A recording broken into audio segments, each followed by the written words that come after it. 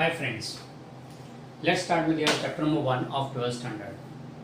Now you are coming 12th standard, completing the 11th.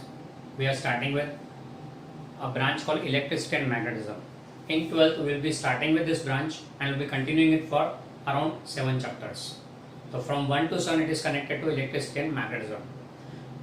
So for that, first we have to take the concept of electricity. Electricity क्या है वो जानना पड़ेगा, तभी तो पता लगेगा हम लोग पढ़ क्या रहे हैं. The coming 7 chapters will be involving electricity and magnetism. So first let's take the idea what is electricity, then we will switch over to the chapter. तो चैप्टर में प्रवेश करने से पहले, before entering the chapter, let's first make our concept of electricity clear. Now here we are starting a new branch of physics, that is electricity. इलान में एक branch पढ़ ली, mechanics को डिटेल में पढ़ लिया. अब चलते हैं इलेक्ट्रिसिटी के बारे में. इलेक्ट्रिसिटी यानी क्या? तो it's a branch of physics, it's a branch of physics which studies, a branch of physics studying electric charges and related properties. This is a branch of physics which studies electric charges and related properties. यानी यहाँ पे हम लोग electric charge के बारे में पढ़ेंगे. अब इलेक्ट्रिक चार्ज क्या है, तो उसके बारे में तो हम लोग शुरू करेंगे जब चैप्टर को, तब देखेंगे. पर एक आइडिया दे दूँ तो इलेक्ट्रिक चार्ज के बारे में we know it very well. We are familiar with this term electric charge. Somewhere in 6th standard we have studied that atom is made up of electrons, protons and neutrons. Protons and neutrons together in the nucleus and electrons revolving around the nucleus. ये हमने standard 6 में ये concept लिया हुआ है, बराबर है. अब यहाँ पे जो इलेक्ट्रॉन्स हैं they are negatively charge, protons are positive in charge. ये उस टाइम पे हमको एक आइडिया दिया था, क्या है वी डोंट नो, बट फिर भी इतना बोला था कि electrons are negatively charge and protons are positive in charge. Negative positive का कॉन्सेप्ट तो नंबर लाइन पे आ गया था पहले सेकंड थर्ड स्टैंडर्ड में. इसलिए अब यहाँ पे will be going into details of that electric charge, studying the electric charge and related properties, and that branch is called electricity. Now electricity को फर्दर डिवाइड करते हैं दो पार्ट में. एक में हम लोग स्टडी करेंगे stationery electric charge. Electric charge को अगर स्टेशनरी रखो और स्टडी करो तो then that study is called static electricity. Static word means stationary. Okay, तो static electricity यानी क्या? Study of stationary electric charges. तो stationary electric charge को study करें, हो गया ब्रांच static electricity. And अगर moving electric charge को study करते हैं, studying moving electric charges. अब moving electric charges यानी क्या? तो as soon as the electric charge starts moving, it is said that current has come into existence. So moving electric charge means electric current. तो moving electric charge को study करें मतलब electric current को study करें, तो that branch was given the name current electricity. That branch was given the name current electricity. तो current electricity यानी क्या? Studying moving charges and their related property. Moving charge मतलब electric current को study करो detail, that's current electricity. हमारा main purpose क्या है? Studying electric current. हमारा पर्पस मेन है स्टडीइंग इलेक्ट्रिक करंट यानी कि मूविंग चार्जेस को. पर मूविंग चार्जेस के साथ जो फिनोमेना हो रहे हैं या जो उनकी प्रॉपर्टीज है वो कैसे पता चलेगी?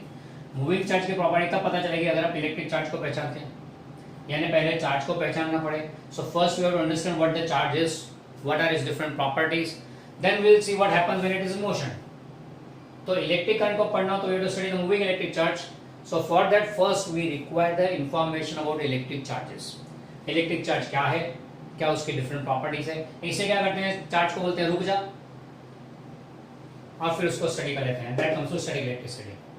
यानी पहले स्टेशनरी चार्ज को स्टडी करो, उसको कंप्लीट कर लिया स्टडी, बाद में कन्वर्ट टू करंट इलेक्ट्रिसिटी यानी study the moving charges. Okay, तो हमारे सिलेबस में chapter number 1 and 2 deals with static electricity. Chapter number 1 and 2 deals with static electricity and chapter 3 onwards 4, 5, 6 and 7. बस इतना ही नहीं, चैप्टर नंबर 14 भी इसी के साथ कनेक्टेड है. तो ये 6 चैप्टर करंट इलेक्ट्रिसिटी के एंड ये 2 चैप्टर स्टडी इलेक्ट्रिसिटी के. Before moving, see, main purpose is to study the electric current. तो चैप्टर नंबर 3 से शुरू करना चाहिए. पर इलेक्ट्रिक करंट के बारे में पता कब चलेगा? जब मूविंग चार्जेस का पता है. तो चार्जेस क्या है वो पता चले तो मूविंग चार्ज का पता लगेगा, बराबर है. तो चार्जेस को स्टडी करने के लिए पहले उन्हें रोक लिया, स्टेशनरी कर लिया. Study that static electricity chapter number 1 and 2 deals with that. तो chapter number 1 is pertaining to static electricity in which we are doing study of electric charge which are stationary and the related properties. तो ये chapter का connection है, ये branch है जिसके 2 सब branches and chapters divided in this manner. तो इससे हमें एक आइडिया आएगा कि हम लोग क्या पढ़ने वाले हैं। तो चैप्टर नंबर 1 एंड 2 में what will be studying is properties of electric charge. पहले तो इलेक्ट्रिक चार्ज क्या होता है, उसकी प्रॉपर्टीज क्या है, फिर उसके साथ connected different quantities and all will be studying in chapter number 1 and 2। तो 1 and 2 combined form static electricity. वैसे दोनों को साथ में रखा होता है, एक ही चैप्टर बनाते हैं, पर चैप्टर बहुत बल्कि हो जाता है, इसलिए उसे दो पार्ट में डिवाइड किया है, 1 एंड 2। ओके, बाकी अगर तुम रेफरेंस बुक देखोगे तो उसमें इलेक्ट्रोस्टैटिक्स या स्टैटिक इलेक्ट्रिसिटी करके एक ही यूनिट होगा जिसमें दोनों साथ में इन्वॉल्व होंगे। ओके, तो if you are referring some reference book then you will find these two chapters in one single chapter, one single unit itself. Okay, and फिर करंट इलेक्ट्रिसिटी से बाकी चीजें जुड़ी होगी। तो शुरू करते हैं chapter number 1, study of the branch which we are dealing is static electricity, studying the stationery electric charges and the related properties. And stationery electric charge में भी सबसे पहले हम लोग चलेंगे इलेक्ट्रिक चार्ज क्या है, वहां से शुरू करना पड़ेगा ना, what is basically electric charge, बराबर। तो इससे हम शुरू करते हैं।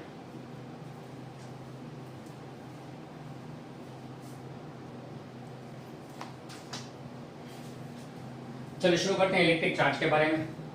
इलेक्ट्रिक चार्ज क्या है, तो उसके बारे में research is date back to 600 BC। 600 BC के आसपास में Chinese people did certain experiments. उन्होंने क्या किया, they took a glass rod, rubbed it on a silk cloth, glass rod को सिल्क क्लॉथ पे रब किया। दूसरा उन्होंने लिया ये क्या बोलते हैं ebonite rod, rubbed it on woolen cloth. Even we can do this also.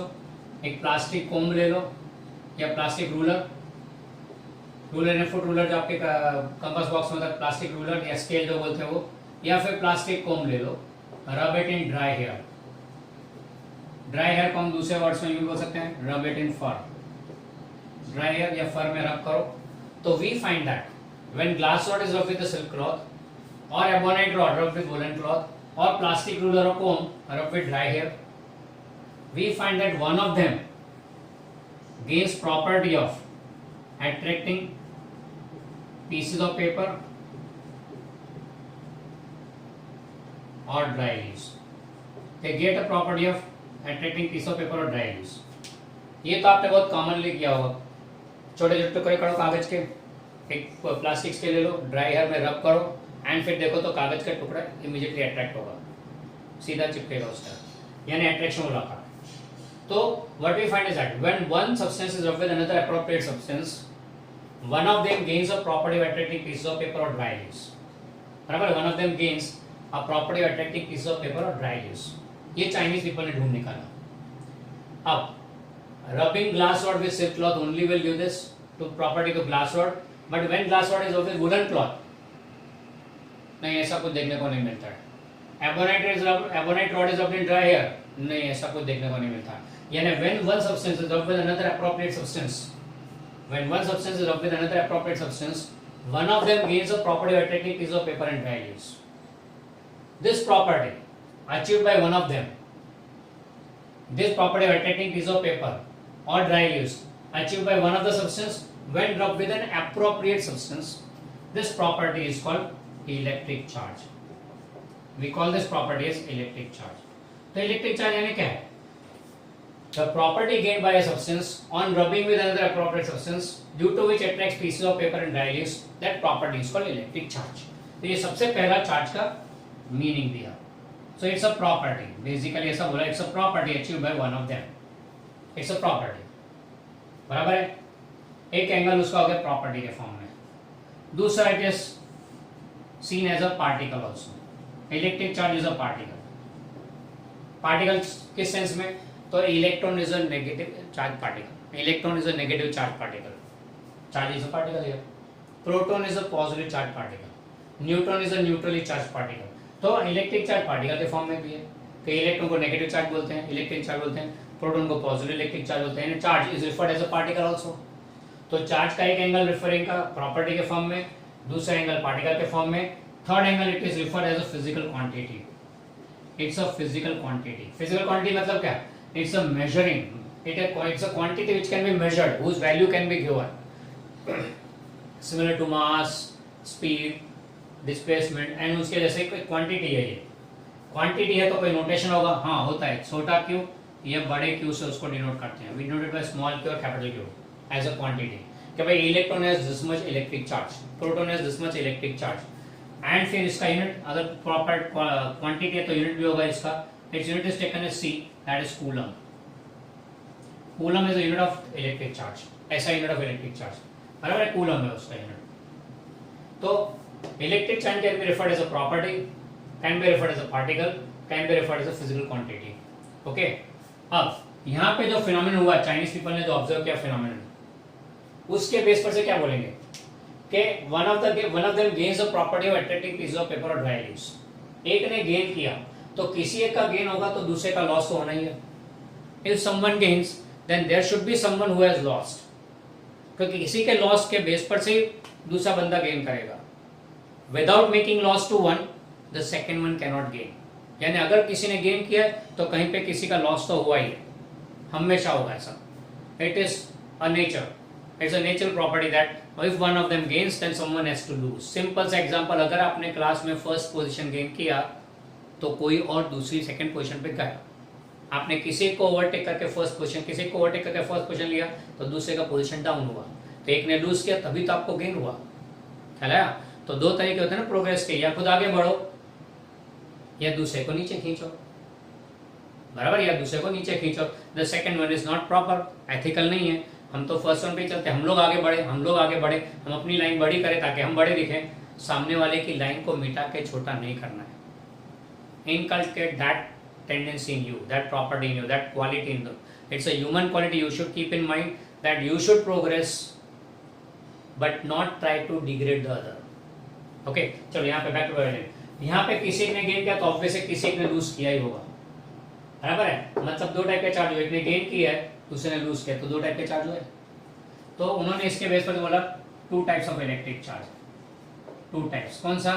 किसी ने गेन किया बोल दिया positive charge, positive electric charge, जिसने गेन किया उसे पॉजिटिव बोल दिया, तो जो लूज करेगा उसको बोलेंगे नेगेटिव, जिसने गेन किया उसको पॉजिटिव बोलेंगे, जो लूज करेगा नेगेटिव। ऑब्वियस है ना, तो ये बोलते हैं गेन किया तो पॉजिटिव, लूज किया तो नेगेटिव।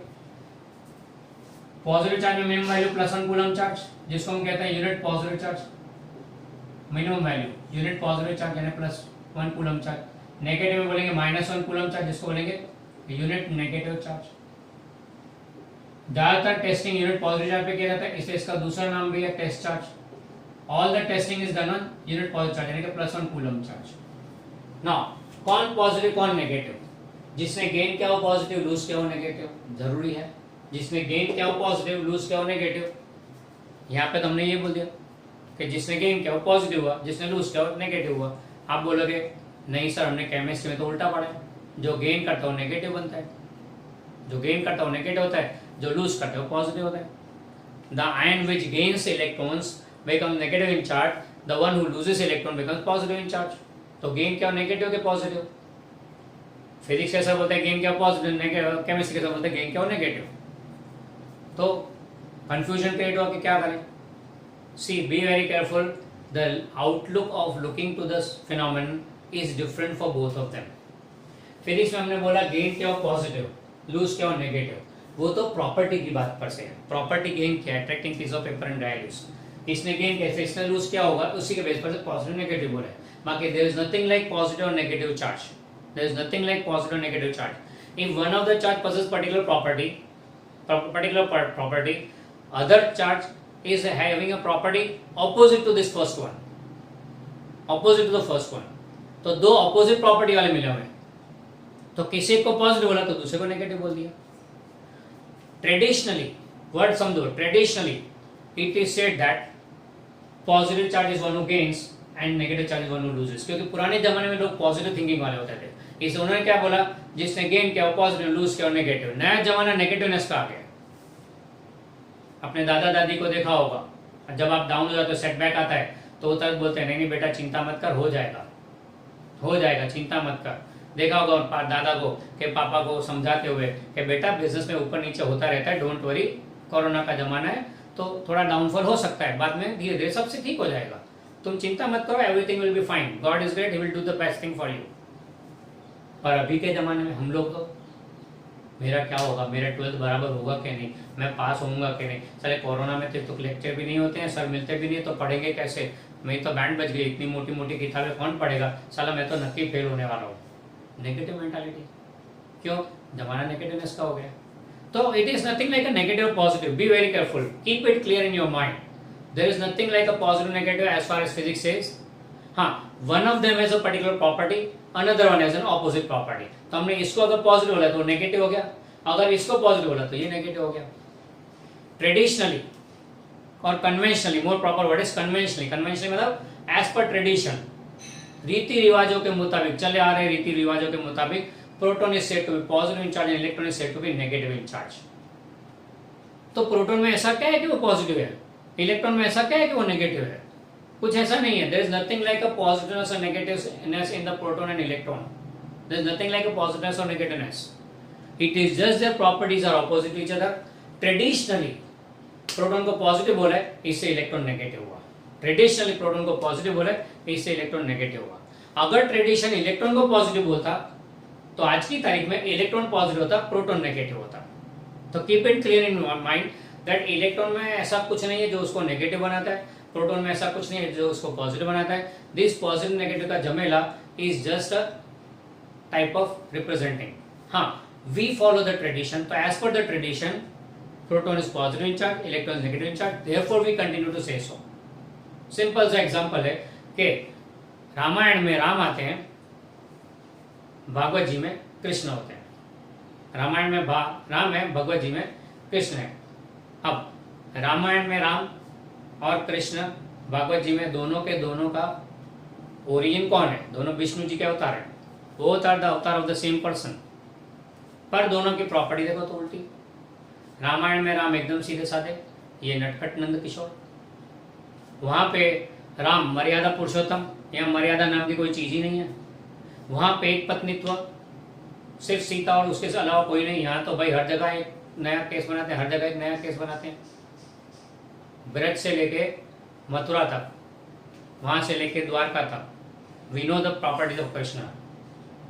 ये भैया शांत कराते हैं सबको, लक्ष्मण को बोला शांत हो जा, अपने ही भाई है भरत, इससे झगड़ा नहीं करते, भले उसको राजा होने दो। ये बोलता है ऐसा कैसे राजा है, गद्दी तुम्हारी है, तुम्हें ही मिलेगी, राज पांडवों का है तो पांडवों को ही मिलेगा, दुर्योधन उसे किसी भी तरह से रोक नहीं सकता, जरूरत पड़े तो युद्ध करो। यहाँ बोलता है युद्ध, अरे यार भैया है, अपना भाई है, भले छोटा है पर भाई है, बैठने दो उसे गद्दी में, इसमें क्या बोल।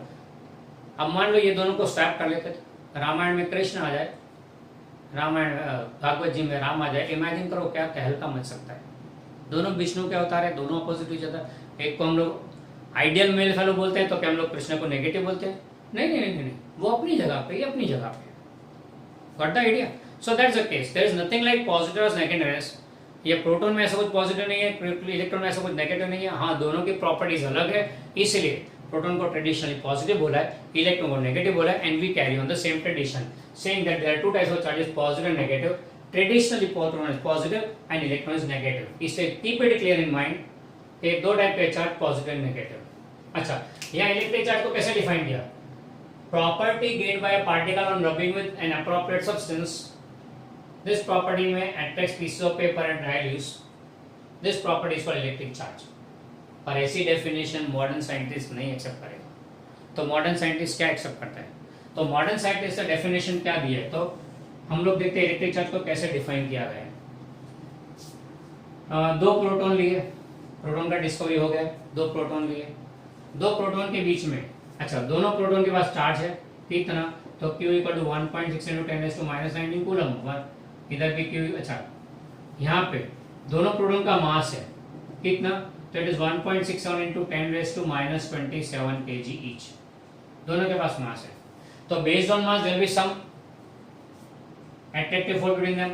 चलो इनके बीच का डिस्टेंस 1 सेंटीमीटर रख के अगर गिना जाए तो इनके बीच का एट्रैक्टिव फोर्स यानी ग्रेविटेशनल फोर्स ढूंढना, Fg, that is Gm1 m2 upon r²। दोनों का मास सेम है, m1 m2 रख दिया, r डिस्टेंस भी है, g का वैल्यू तो हमें मालूम है 11 से, तो ग्रेविटेशनल फोर्स ढूंढा इधर समथिंग न्यूटन। तो दोनों के बीच में ग्रेविटेशनल फोर्स एट्रैक्टिव नेचर होना चाहिए, बराबर है। ये साइंटिस्ट ने वर्क किया, पर दोनों को जब नजदीक में रखा, दोनों पॉजिटिव चार्ज है, दोनों रिपेल होते हैं एक दूसरे को, रिपेल करते हैं। ये क्या बात हुई? Bye virtue of mass they have a gravitational force, the gravitational force attracts each other. ये दोनों एक दूसरे को रिपेल कर रहे हैं, तो उन्होंने वो रिपल्सिव फोर्स ढूंढा। ये अट्रैक्टिव इन नेचर, ये अट्रैक्टिव फोर्स है, बराबर है। They calculated the existing repulsive force between them, वो रिपल्सिव फोर्स कैलकुलेट किया एंड देखा तो ये रिपल्सिव फोर्स इस ग्रेविटेशनल फोर्स से 10⁻36 टाइम्स आ रहा है। ये रिपल्सिव फोर्स 10⁻36 टाइम्स Fg, यानी ग्रेविटेशनल फोर्स से काफी स्ट्रॉन्ग, 10⁻36 टाइम्स स्ट्रॉन्ग फोर्स लग रहा है दोनों के बीच में, रिपल्जन फोर्स। अरे भैया ये क्या है? They both the protons have mass, so there will be gravitational attractive force between them, but they repel each other with a stronger force, stronger, काफी कुछ stronger force। तो ये है क्या चीज रिपल्जन फोर्स? कॉन्सेप्ट क्या था? They have mass, so they have gravitational force between them, they have gravitational attractive force between them, और ये रिपेल कर रहे हैं एक दूसरे से। तो ऐसा रिपल्जन क्यों है? What is this repulsion? इस रिपल्जन फोर्स जो एग्जिस्ट करता है दोनों के बीच में, उसको नाम दे दिया electric force. And why does this electric force arise? तो this electric force arises due to a property called electric charge। तो इलेक्ट्रिक चार्ज यानी क्या है? It is an intrinsic property of the charge, intrinsic मतलब inborn property, it's an inborn property of the particle due to which electric force comes into existence, due to which electric force comes into existence, that property, basic property, fundamental property of the particle is called electric charge। The fundamental property of the particle due to which electric force arises is called electric charge। ऐसे definition हमने 11 में देखा था मास का। Chapter number 2 में जब मास के बारे में बातें की थी तब देखा था कि मास यानी क्या, what is mass? Mass is the basic property of a particle due to which gravitational force arises.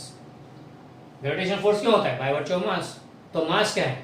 It is a property due to which gravitational force arises, उसको मास बोला था, वैसे मास डिफाइन किया था। तो same to same line में electric force अगर arise होता है तो उसको इलेक्ट्रिक चार्ज ऐसा बोलते हैं, बराबर है। तो it's a fundamental property of the particle due to which electric force arises, and that is called electric charge। This is how the modern definition is accepted by the scientists। Okay, modern day scientists ने इसे accept किया। It is a fundamental property of the particle due to which electric force arises, that is called electric charge। तो gravitational force के लिए mass चाहिए, वैसे electric force के लिए electric charge चाहिए। तो electric charge is that property of the particle due to which electric force comes into existence। and अगर electric charge नहीं होता है तो electric force भी नहीं आएगा। अगर कोई पार्टिकल पे इलेक्ट्रिक फोर्स एक्ट करता है तो मतलब उसके पास इलेक्ट्रिक चार्ज है। Clear about this? That's how we take it. ये इलेक्ट्रिक चार्ज का कांसेप्ट हुआ। कैसे पता लगा इलेक्ट्रिक चार्ज है? चलो इलेक्ट्रिक चार्ज को मेजर करने का यूनिट क्या है? कूलम। कूलम। अब कूलम को कैसे डिफाइन करते हैं? तो we define coulomb as 1 ampere current passing for 1 second through a wire, 1 ampere current passing through for 1 second through a wire, then the charge passed is called 1 coulomb. The amount of charge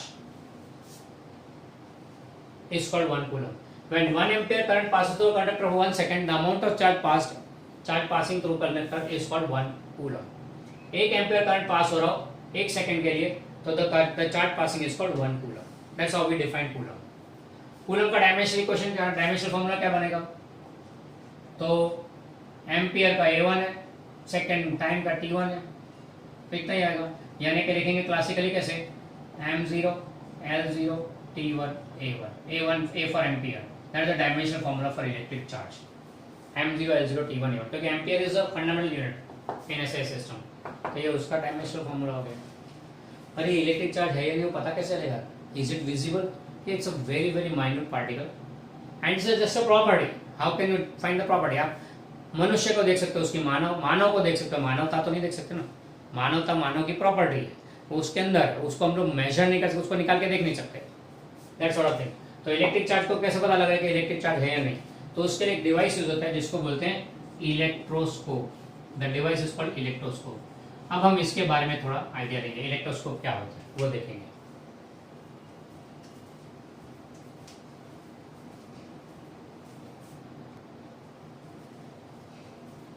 चलो देखते हैं electroscope यानी क्या। तो ये scope word है ना, बहुत जाना पहचाना हमारे लिए।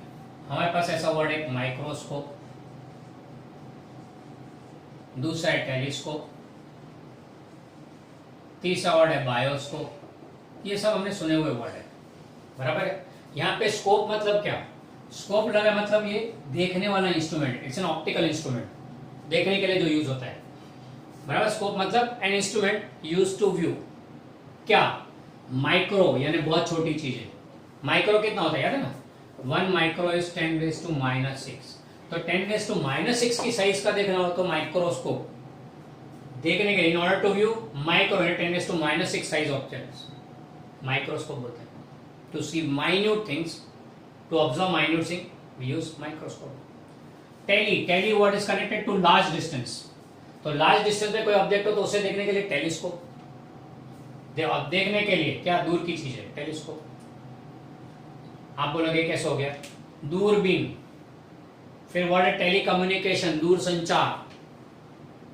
फिर television, Doordarshan, Doordarshan actually television का हिंदी नेम है दूरदर्शन। टेली दूर का विजन देखना, तो that's how the word comes tele. Tele stands for far distance, object देखने के लिए टेलीस्कोप, छोटे चीज देखने के लिए माइक्रोस्कोप, दूर की चीज देखने के लिए टेलीस्कोप। तो बायोस्कोप क्या है, तो bioscope is a device used to view. Bioscope क्या था, bio means living, biotic and abiotic आपको पता है, तो बायोटिक मींस लिविंग, तो लिविंग ऑर्गेनिजम्स को देखने के लिए बायोस्कोप। अब लिविंग ऑर्गेनिज्म को देखना मतलब क्या, तो आपको पता होगा motion pictures came into existence somewhere in the late 19th century, somewhere in the late 19th century motion picture came into existence. उससे पहले क्या मूवीज नहीं होते थे, होते थे ना, स्टिल मूवीज वगैरह। एक फोटो आता, फिर बाद में एक लिखा हुआ फोटो आता, जो लिखा है वो पढ़ लो, फोटो को देखो, कॉमिक बुक्स जैसा।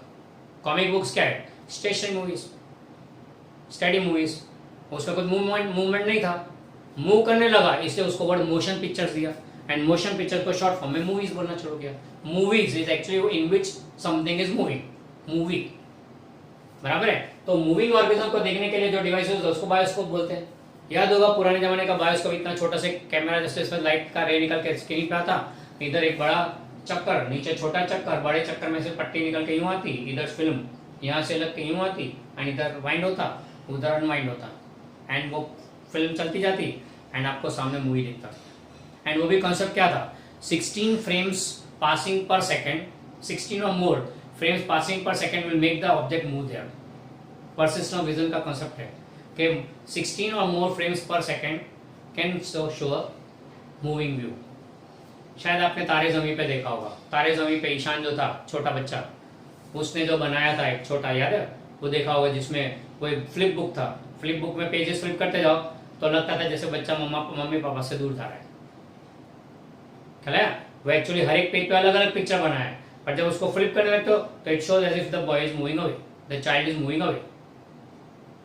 यानी लगता है ऐसा, क्यों, मोर देन 16 पेजेस कम, यानी 16 पेजेस मूव पर सेकेंड, तो हमारी आंख उसको अलग अलग डिटेक्ट नहीं करती, कंटिन्यूस समझती है। तो वो बायोस्कोप का कॉन्सेप्ट हो गया। तो बायोस्कोप यानी क्या, मूविंग ऑब्जेक्ट्स को देखने के लिए, यानी ऑब्जेक्ट जो पहले स्टेशनरी दिखते थे अब मूविंग होते हैं, बराबर है। तो ये स्कोप, तो यहाँ पे भी स्कोप पे क्या देखना है, इलेक्ट्रो यानी इलेक्ट्रिक चार्ज। इलेक्ट्रिक चार्ज को देखने के लिए इलेक्ट्रोस्कोप, तो दिखता है चार्ज, नहीं इट्स नॉट विजिबल, तो फिर डिटेक्ट कर सकते हैं कि चार्ज है या नहीं। इलेक्ट्रोस्कोप का काम क्या है, it's a device using which we are able to detect by observing that there is some charge.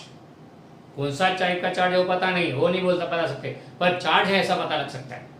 A typical gold leaf electroscope is something this way, there is a vessel, glass vessel, transparent glass का vessel है, जिसको यहाँ पे close कर दिया cork से, air tight close किया हुआ है कॉर्क से। इसके अंदर से एक एबोनाइट रॉड पास होता है, and ebonite rod passes through it, it's an air tight, अंदर वैक्यूम कुछ नहीं है, खाली है। यहाँ पे दो पतली एकदम thin gold foils are there, thin gold foil जिसको लीफ बोलते हैं, वी कॉल एज लीफ। तो thin gold foils, 2 leaves are there, बराबर है। एंड यहाँ पे डिस्क करते हैं एबोनाइट की। अब क्या करेंगे, इसे एक ग्लास रॉड लेने का, रब करो सिल्क क्लॉथ के साथ, फिर वो ग्लास रॉड गेंस चार्ज इधर ले आए। अब glass rod gains positive charge, तो पॉजिटिव चार्ज रॉड यहाँ नजदीक ले आए, बराबर है, नजदीक लाए। अब ये पॉजिटिव चार्ज यहाँ पे पॉजिटिव रिपेल होगा, मेटल प्लेट पे जो पॉजिटिव रिपेल होकर नीचे जाएगा, एंड मेटल प्लेट पे नेगेटिव रह जाएगा। ये पॉजिटिव रिपेल होकर नीचे गया, वो ये लीफ के ऊपर आएगा। अब दोनों लीफ पे पॉजिटिव चार्ज, तो they will repel each other, तो both leaves will move apart. तो अगर चार्ज है तो अपार्ट हो जाएगा, लीफ विल गो अपार्ट, तो लीफ अपार्ट है मतलब चार्ज है। लीफ अगर मूव नहीं हिली मतलब चार्ज नहीं है। Rod does not carry any charge, तो रॉड में चार्ज है या नहीं वो कैसे पता चलेगा, using this gold leaf electroscope. इसको बोलते हैं gold leaf electroscope. It's a very very primitive version charge को डिटेक्ट करने के लिए। Clear? You can create it at home also. एक कागज का टुकड़ा, पतला सा टुकड़ा लेके उसके डबल फोल्ड कर दो एंड फिर उसके लिए प्रोसेस दिया हुआ है, आप नोट्स में देख लीजिए, बुक में भी दिया हुआ है, नोट्स में भी दिया हुआ है, पूरा एक्सपेरिमेंट के फॉर्म में। बेसिक चीज़ है ये उसमें, और ज़्यादा डिटेल तो सब इन्फॉर्मेशन दिया हुआ है, just go through that and you come to know what the goal of electroscope is. And इसका काम क्या है? Just to detect whether the charge is present और not. Its purpose is to detect whether the charge is present और not. कौन सा type का charge? It does not say so, it does not give the idea of what type of charge it is, but it does give the idea charge है या नहीं, charge का presence बताता है। Okay, that's gold leaf electroscope. ये वो electric charge के बारे में, उसे डिटेक्ट करने के लिए इलेक्ट्रोस्कोप के बारे में। फिर हम चलेंगे इलेक्ट्रिक चार्ज की प्रॉपर्टीज के बारे में। There are 3 properties to be studied by us. 3 properties study करनी है हमें इलेक्ट्रिक चार्ज की। एक प्रॉपर्टी है quantization, quantization of electric charge. दूसरी प्रॉपर्टी है conservation of electric charge, and तीसरी प्रॉपर्टी है distribution of electric charge. These are the 3 properties of electric charge which you have to study. Okay, पर अभी नहीं, अगले लेक्चर में। Okay, तब तक go through these topics.